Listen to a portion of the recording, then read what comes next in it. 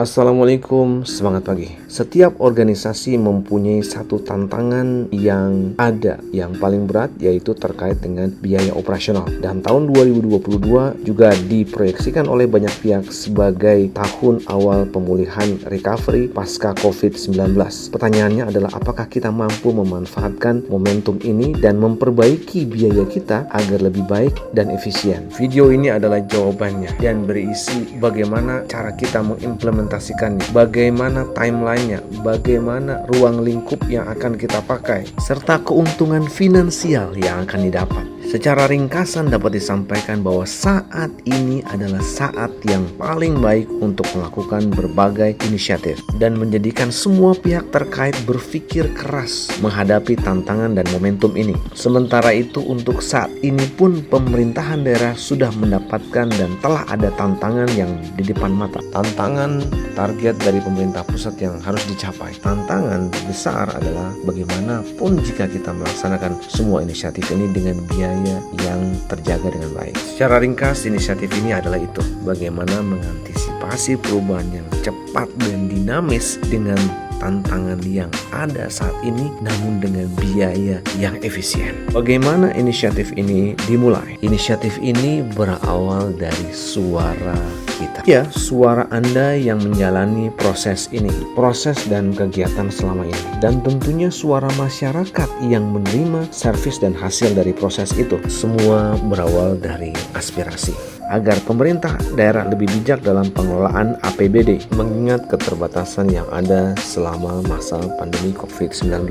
Pertanyaannya adalah bagaimana kita bisa memenuhi aspirasi tersebut. Bagaimana caranya adalah dengan menggunakan metode yang terukur, terstruktur, dan terbukti mampu mengatasi masalah-masalah berbagai organisasi, tidak hanya di Indonesia tapi juga di dunia internasional. Metodologi itu adalah metodologi Six Sigma dengan menggunakan 5 langkah. Pertama adalah menjelaskan masalahnya, kemudian kita ukur seberapa efisien kita dan mencari menganalisa akar masalahnya, memperbaikinya, dan terakhir yang paling berat adalah memastikan hasil tersebut berkelanjutan, tidak sesaat saja. Kita akan memperkenalkan cara ini yang nantinya akan menjadi budaya dari organisasi. Bayangkan jika itu bisa diaplikasikan di organisasi kita, di pemerintahan kita. Jika banyak dari kita yang mampu melakukan cara kerja dengan metodologi seperti ini yang menjadi budaya dari setiap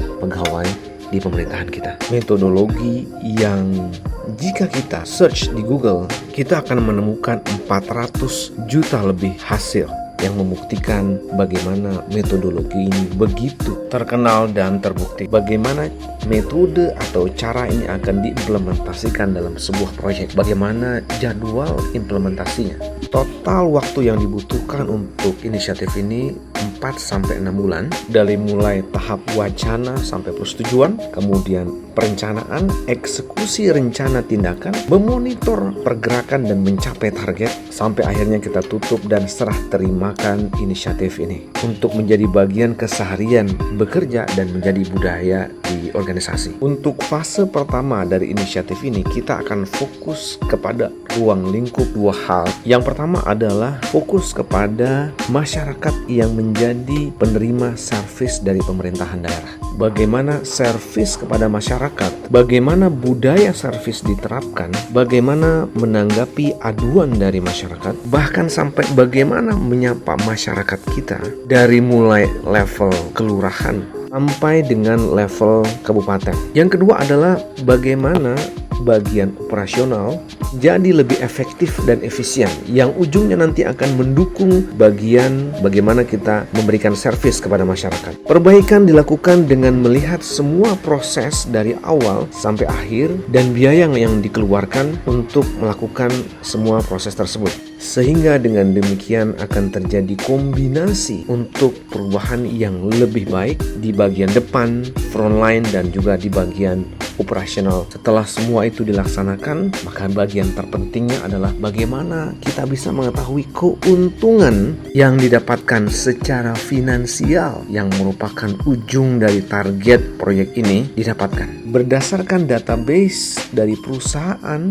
yang telah mengimplementasikan Six Sigma di lebih dari 100 perusahaan dan juga pengalaman lebih dari 21 tahun mengimplementasi metodologi ini di dunia kerja, maka kami simpulkan pencapaian proyeksi keuntungan sebesar 2,5% yang dihitung dari anggaran belanja barang dan jasa serta modal di luar dari biaya kepegawaian dan lain-lain yang tidak termasuk di dalamnya. Dengan catatan, jika inisiatif ini dilaksanakan secara konsisten, disiplin, benar, terukur dan terstruktur selama setahun sejak diimplementasikan dan diserah terimakan. Berapa biaya yang dikeluarkan untuk mencapai keuntungan tersebut? Ada 3 pilihan, 3 option yang bisa dipilih untuk biaya dari inisiatif ini.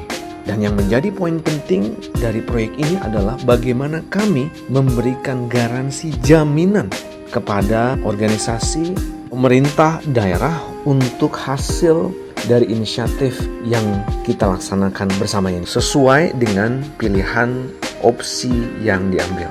Dan untuk keperluan tersebut, dalam video terpisah kami akan sampaikan portofolio pekerjaan dan proyek yang telah kami laksanakan. Semoga dokumentasi media ini bisa memberikan referensi kepada pemerintah daerah untuk bisa memanfaatkan momentum pasca COVID-19 di tengah tantangan dan melakukan semua inisiatif dengan cara yang terukur, terstruktur, dan akhirnya efisien dan efektif. Terima kasih. Semangat pagi.